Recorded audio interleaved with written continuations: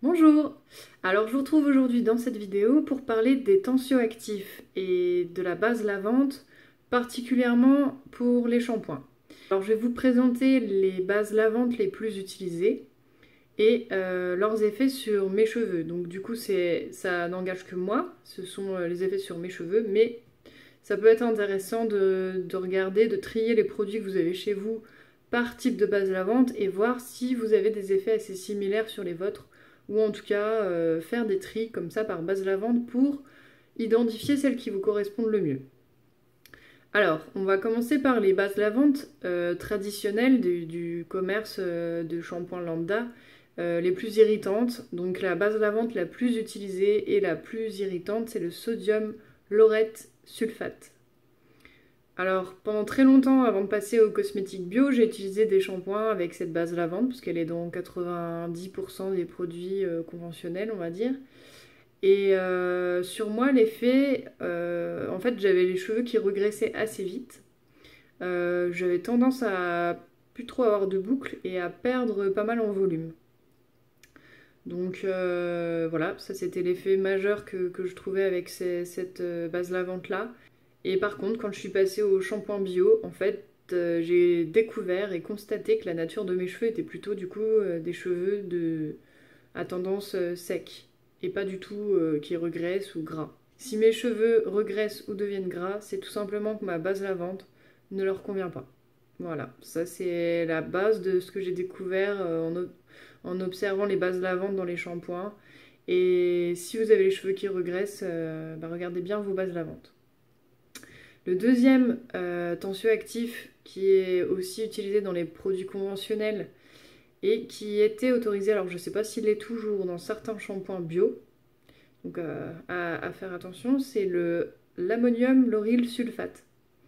Alors dans mon cas, pour ce deuxième tensioactif, moi il me faisait des petites démangeaisons, des formes de petites croûtes sur le cuir chevelu qui me donnait des démangeaisons.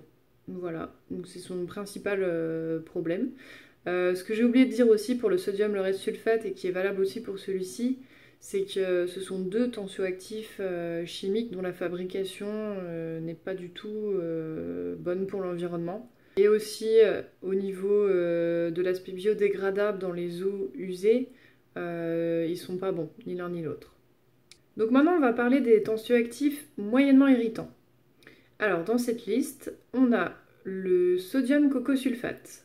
C'est également un sulfate, mais qui n'est pas considéré comme autant irritant et agressif que le sodium laureth sulfate, et qui est autorisé donc, dans les produits bio. Pendant longtemps, le sodium cocosulfate associé au cocoglucoside, les deux en tout premier dans une composition de shampoing, donc eau, sodium cocosulfate, cocoglucoside, c'était le trio gagnant que je cherchais à tout prix à avoir dans mes shampoings parce que ça mousse bien, ça lave bien et ça me faisait des belles boucles.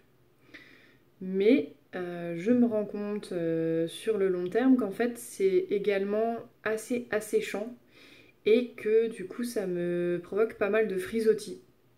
Et je suis en fait obligée, si j'utilise des shampoings sodium cocosulfate, d'utiliser un après-shampoing derrière si je veux pas avoir trop de frisottis. Alors ça peut être bien pour rincer un bain d'huile par exemple, parce que c'est vrai que c'est un côté du coup assez fortement lavant, mais c'est quand même assez agressif finalement sur le long terme. Donc ça reste un mélange que j'apprécie et que je trouve efficace sur moi, mais que j'essaye du coup de limiter. Ce que j'ai pas dit jusqu'à présent, c'est que en fait j'essaye de ne pas me laver les cheveux plusieurs fois de suite avec un même type de base lavante. Pour éviter justement le côté soit trop asséchant, soit trop nourrissant, soit trop lissant. Vous allez voir, selon les différents types de tensioactifs et de mélange de tensioactifs, moi il y a un effet spécifique sur mes cheveux à chaque fois et du coup j'alterne pour éviter à mes cheveux de trop s'habituer en fait. Sinon, ça, je ne sais pas pourquoi, mais à chaque fois, en fait, si je fais trop de suite de fois le même shampoing, j'ai toujours des mauvais effets, donc voilà, j'alterne. Donc pour continuer dans les moyennement irritants, on a le sodium lauryl sulfoacétate. Donc celui-ci, comme je viens de vous dire, il fait partie de la catégorie de tensioactifs qu'il ne faut pas que j'utilise trop de fois de suite. Parce que je sais pas pourquoi, mais si je l'utilise trop de fois de suite, mes cheveux au bout d'un moment ils perdent leur boucle, ils deviennent de plus en plus lisses et avec des mélanges mèches lisses, mèches bouclées, enfin des trucs qui sont pas super. Et donc voilà, je l'utilise en one shot comme je dis pour moi, hein. Je l'utilise une fois de temps en temps et particulièrement le matin. J'ai remarqué que en fait, je sais pas pourquoi, mais avec certains shampoings qui contiennent ces tensioactifs là, si je me lave les cheveux le matin, dans la journée, en fait, mes cheveux ils s'embellissent au fur et à mesure que les heures passent. Je ne sais pas pourquoi, mais mes boucles à la fin de la journée sont beaucoup plus jolies que tout de suite après le shampoing le matin. Donc voilà, si je me lave les cheveux le matin, j'aime bien utiliser ce tensioactif là. Ensuite, dans les tensioactifs doux, on a le coco glucoside. Alors celui-là, seul, ne me convient pas du tout. Parce qu'il est vraiment trop doux, donc du coup il mousse pas et il rince pas assez efficacement un bain d'huile par exemple. Et le problème c'est que par la suite mes cheveux sont lisses assez rapidement et manquent de volume et ont tendance à regresser plus vite. Donc voilà, le coco glucoside c'est quelque chose que j'aime bien en association avec le sodium cocosulfate comme j'en parlais tout à l'heure, mais seul ça ne va pas du tout comme tensioactif isolé. Là, on va en venir à mon nouveau combo chouchou du moment au niveau tensioactif, c'est le mélange lauryl glucoside plus sodium coco amphoacétate. Étrangement, le lauryl glucoside, dans d'autres shampoings, quand il était dans la liste d'ingrédients, à chaque fois, ça me faisait un effet lissant sur mes cheveux, mais comme je disais tout à l'heure, avec seulement sur certaines mèches. Donc certaines mèches bouclées, certaines mèches lisses, donc pas un effet très magnifique. Donc voilà, j'ai essayé d'en avoir le moins possible dans mes shampoings. Et quand j'ai testé les shampoings du labo Biophytum, comme j'en parle dans la vidéo sur les produits issus des Beautiful Boss que j'ai testé, en fait, j'ai testé du coup 2 shampoings avec une composition assez similaire au niveau tensioactif qui comportaient du lauryl glucoside. Et les deux ont un effet super sur mes cheveux. Notamment, moi, ce que je prends en compte fortement, c'est l'effet sur mes boucles après une nuit de sommeil ou plusieurs nuits de sommeil pour voir si là je les perds ou si elles restent belles. Et avec ce mélange lauryl glucoside et sodium coco amphoacétate, elle reste pas mal en fait pendant plusieurs jours. Donc c'est mon nouveau petit chouchou du moment. Pas le lauryl glucoside seul, mais cette combinaison de ces deux tensioactifs, pour l'instant je crois que ça va être du coup ma nouvelle recherche. Là j'étais donc du coup passée sur des shampoings sodium cocosulfate et coco glucoside. Là, je pense que je vais faire une nouvelle recherche de shampoing avec cette nouvelle formule de tensioactif. Voilà, à suivre donc. Et pour terminer, je vais vous citer plusieurs tensioactifs qui, sur moi, ne me conviennent pas du tout. On a le cocomidopropylbétaïne, qui, pour moi, dans ce que j'ai déjà testé, s'il est utilisé en premier, en tensioactif en premier, ne me convient pas du tout. Il me donne des cheveux en fait en aspect fouillis avec des boucles très mal dessinées et il assèche beaucoup mes cheveux donc vraiment c'est aucun intérêt. Parfois il est plus loin dans la composition de certains de mes shampoings. S'il n'est pas dans les premiers ingrédients, ça peut aller, je vois pas vraiment de différence. Par contre, en tensioactif principal, il ne me convient pas du tout. C'est également le cas avec le capryl glucoside. Quand il est en tensioactif principal, il ne me convient pas du tout. Et c'est également le cas pour le sodium myristiol glutamate.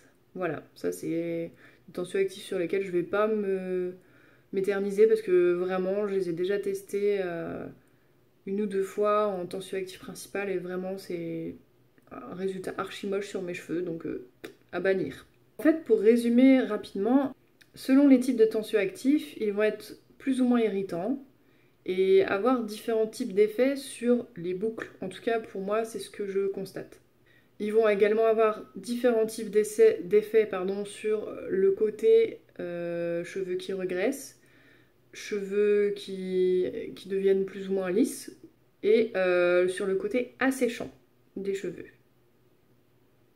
Faire bien attention à la composition de ces shampoings, au mélange base lavante et à quel tensioactif est utilisé dans son shampoing. Ça permet d'éviter des mauvaises surprises, ça permet de se tourner vers des produits qui vont en fait nous convenir et c'est à 90% sûr. Donc ça permet d'éviter de gaspiller de l'argent. C'est tout à fait intéressant et ça permet aussi, quand on sait quel type de tensioactif a quel type d'effet sur nos cheveux, de choisir en conséquence. Par exemple, comme je vous l'expliquerai par la suite, moi il y a certains shampoings qu'il vaut mieux que j'utilise le matin, d'autres je sais qu'il faut que je peux utiliser sans problème en fait si je me lave les cheveux le soir et que je dors dessus, parce qu'ils seront encore beaux par la suite. Donc voilà, il y a des différences en fonction des tensioactifs que j'ai repérés à force d'observer, de noter, de prendre des notes. Parce que ça revient. À chaque fois que j'utilise une même compo et une même base lavante. Donc voilà, je trouve ça intéressant d'observer en fait les effets sur ses cheveux par rapport aux compositions des produits qu'on a chez soi. Donc si vous voulez les trier vos shampoings par base lavante, même si c'est pas 100% la même, hein, vous regardez les 3 premiers ingrédients, les 4 premiers ingrédients, ça vous donne la base lavante. Vous pouvez faire des petits tas après à partir de ça. Et là, vous aurez des réponses à quel type de shampoing ou quel type de produit vous convient le mieux, quoi. Voilà. Je vais faire bientôt une vidéo sur les shampoings solides, et dans lequel du coup j'aborderai le cas du tensioactif sodium cocoyl iséthionate, le fameux SCI dont on entend pas mal parler pour les shampoings solides. J'ai découvert des choses récemment sur ce tensioactif là et j'ai testé pas mal de shampoings solides dernièrement. Donc je vous ferai une vidéo spéciale sur ce sujet parce qu'en fait, suspense, c'est pas joli en fait finalement, contre toute attente. Voilà, donc je vais vous en parler bientôt parce que ça nécessite d'approfondir le sujet. Voilà, j'espère que cette vidéo vous aura appris des choses ou vous aura permis de peut-être vous rendre compte que faire le point sur les tensioactifs qu'on utilise, ça peut permettre de mieux choisir ces produits et de mieux comprendre ce qui nous convient ou pas au niveau shampoing. Je sais que c'était un peu barbare comme vidéo, avec des noms assez sympas. J'espère qu'en tous les cas, ça vous aura servi et je vous dis à bientôt.